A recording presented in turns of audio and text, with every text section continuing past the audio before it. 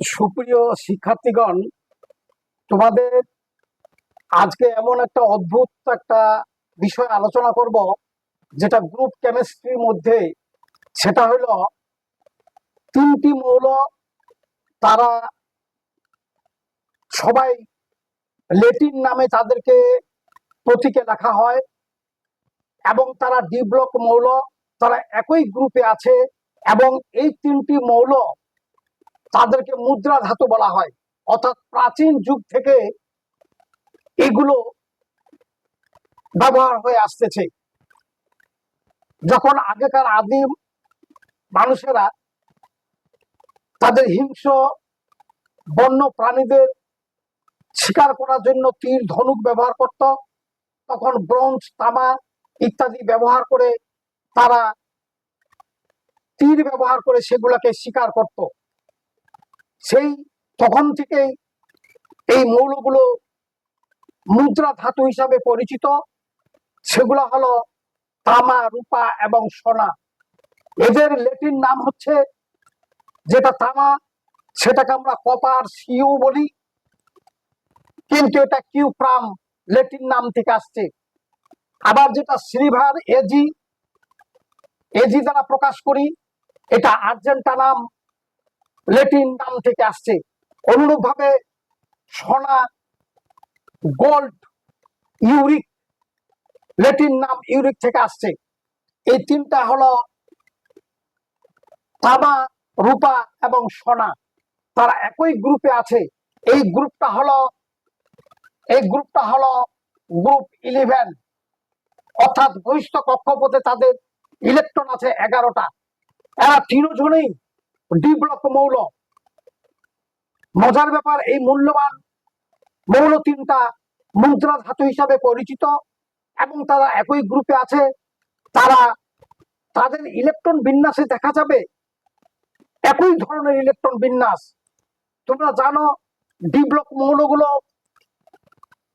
4 নম্বর পর্যায় থেকে শুরু হয়, 4, 5, 6 এবং 7টা ইনকমপ্লিট। যখন আমরা 4 লিখবো, তখন আমরা এসে দুটো ইলেকট্রন দিয়ে দিব, তাহলে এসে দুটো ইলেকট্রন আমরা দিয়ে দিলাম। এবং এই 4-এর আগে যে নিষ্ক্রিয় মৌলটা, সেটা হলো আর্গন।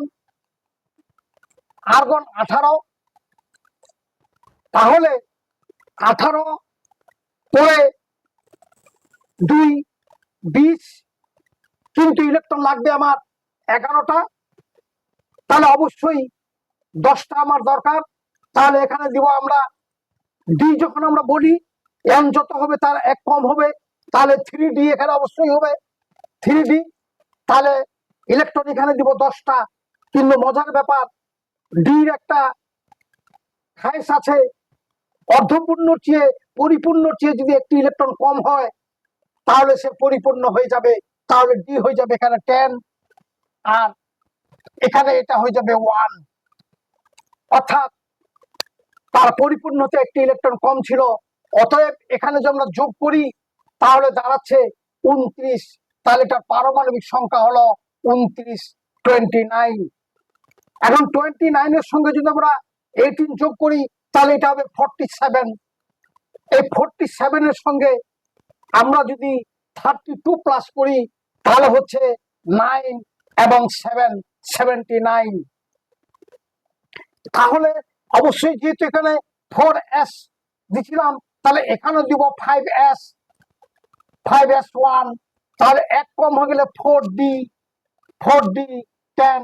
তাহলে এটার পরে হলো নিষ্ক্রিয় হলো ক্রিপ্টন 36। তাহলে 36 and 11 is equal to 47। অনুরূপ ভাবে এর যখন ইলেকট্রন বিন্যাস করব, 6 নাম্বার যেহেতু এস ব্লকের দুটা, তাহলে 6s1, 2 না দিয়ে 1 দিব। তাহলে এখানে 5d, 10, কারণ n এর তুলনায় 1 কম হবে, তাহলে 5 হবে। আবার আমরা জানি 6 এবং 7-এ f এর উৎপত্তি ঘটবে, তাহলে 4f, 14। এবং এখানে এর আগের মৌলটা হইল 54, অর্থাৎ নিষ্ক্রিয় মৌলটা হলো জ্যানন। জ্যাননের পরে হলো 6 নম্বর পর্যায়টা শুরু হবে। ঠিক তেমনি 5 নম্বরটা পর্যায় শুরু হবে ক্রিপ্টনের পরেই, 4 নম্বরটা শুরু হবে আর্গনের পরেই। তাহলে আমরা এগুলো সম্পূর্ণ যোগ করলে 47 হয়ে যায়। তাহলে এই তিনটি মৌলের একই দর্শন দেখতেছি, তাদের শক্তিশালী জারণ সংখ্যা 1 এবং শক্তিশালী জারণ সংখ্যা সবারই 1 এবং 2, অর্থাৎ কোবাল্টাস এবং কোবাল্টিক, তেমনি আর্জেন্টানাস এবং আর্জেন্টেনিক, ওই রকম ইউরিক, ইউরাস এবং ইউরিক, অর্থাৎ তামা, রূপা, সোনা, তাদের তিনটা মৌল ল্যাটিন শব্দ থেকে আসছে। কপার আসছে কিউপ্রাম থেকে সিইউ, সিলভার আসছে আর্জেন্টানাম থেকে এজি, গোল্ড আছে ইউরিক থেকে গোল্ড। এবং এই তিনটি মৌলের তাদের ইলেকট্রন বিন্যাসে সবারই বহিস্থ কক্ষপথে এস অরবিটালে 1টি করে ইলেকট্রন এবং ডি অরবিটালে 10টি করে ইলেকট্রন। এদের শক্তিশালী জারণ সংখ্যা +1 এবং +2। এই মৌলতুনটা কেমিস্ট্রিতে ডি ব্লকে একটা ট্রেমেন্ডাস একটা ঘটনা। এটার উপর দিয়ে এমসিকিউ হতে আরম্ভ করে মেডিকেল, বুয়েটে, সব জায়গায় এটা এমসিকিউ এর মধ্যে আসার খুবই সম্ভাবনা। তোমাদের সকলকেই ধন্যবাদ।